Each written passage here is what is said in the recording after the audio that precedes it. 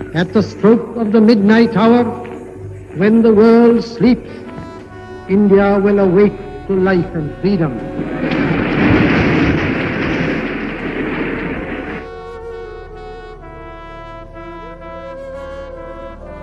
14 अगस्त 1947 को भारत का विभाजन हो गया और उसी समय एक देश पाकिस्तान का जन्म हुआ। बंटवारा किसी देश का नहीं बल्कि लोगों की भावनाओं का भी हुआ। इसका दर्द वे ही समझ सकते हैं जिन्होंने इस दर्द को खुद सहा हो। बंटवारे के दौरान लाखों लोगों को अपना घर छोड़ना पड़ा, अपनों को भी छोड़ना पड़ा। आज़ादी के सुनहरे भविष्य की चाह में विभाजन को स्वीकार किया गया।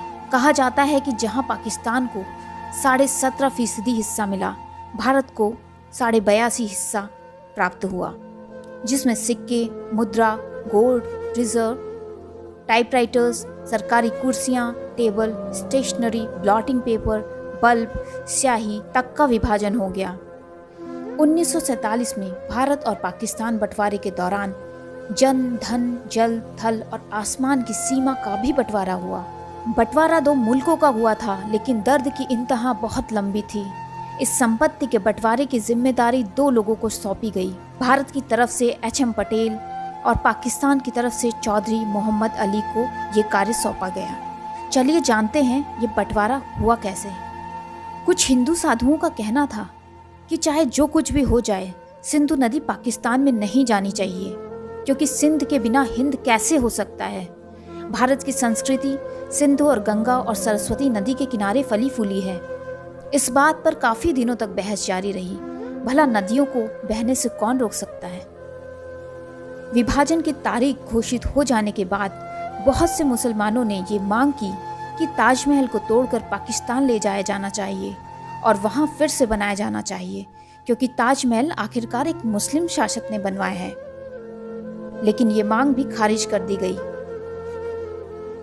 देश में स्थित राष्ट्रीय पुस्तकालयों की किताबों का बंटवारा भी हुआ। इस दौरान एक डिक्शनरी को फाड़कर दोनों देशों के बीच आधा आधा बांटा गया। इतिहासकारों के मुताबिक सन 1947 में उसी दौरान इंसाइक्लोपीडिया ऑफ ब्रिटानिका को भी आधा आधा बांटा गया। भारत पाक बंटवारे के दौरान सड़कों और ब्रिटिश रेलवे का भी बंटवारा हुआ और इसके साथ साथ रेल के डिब्बे और इंजनों का भी। इस्लाम में शराब हराम होती है, इसलिए शराब को लेकर बिल्कुल भी बहस नहीं हुई और ये एक ऐसा बंटवारा था जिसे लेकर कोई विवाद नहीं हुआ और शराब का पूरा कारोबार भारत के हिस्से आया। भारत के वायसराय के पास 12 शाही घोड़ा गाड़ी थी। 6 गाड़ियां सोने की जड़ी थी और 6 चांदी से। दोनों देश सोने की गाड़ियां चाहते थे। इस बात को लेकर काफ़ी दिनों तक बहस हुई, किस देश के पास सोने की गाड़ियां जाएंगी और कौन चांदी की लेगा। अंत में लॉर्ड माउंटबेटन ने टॉस करके ये फैसला किया कि सोने की गाड़ियां किसके पास जाएंगी। अंततः भारत ने ये टॉस जीता। हिंदुस्तान को खूबसूरत वादियों, इमारतों और किलों का देश माना जाता है, लेकिन बंटवारे में कई खूबसूरत किले, इमारतें पाकिस्तान के हिस्से चले गए, जिसमें रॉयल फोर्ट, रोहतास फोर्ट और रानी कोट का किला भी शामिल है।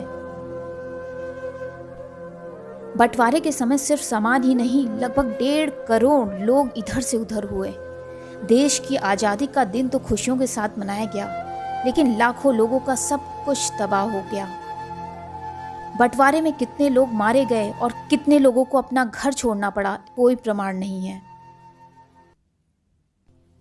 बंटवारे के बाद पाकिस्तान से आते शरणार्थी भारत के विभाजन के बाद पाकिस्तान से आने वाले हिंदुओं का सिलसिला जारी रहा और जो कि काफी दिनों तक चलता रहा। यह सदी का सबसे बड़ा जनधन का आदान प्रदान था। आखिरकार जो बीज अंग्रेजों ने 190 साल पहले बोया था, उसका भुगतान हमको अपने देश के बंटवारे के रूप में देखना पड़ा। लेकिन इस प्रश्न का जवाब आज तक नहीं मिल पाया। क्या भारत का बंटवारा इतना ही जरूरी था?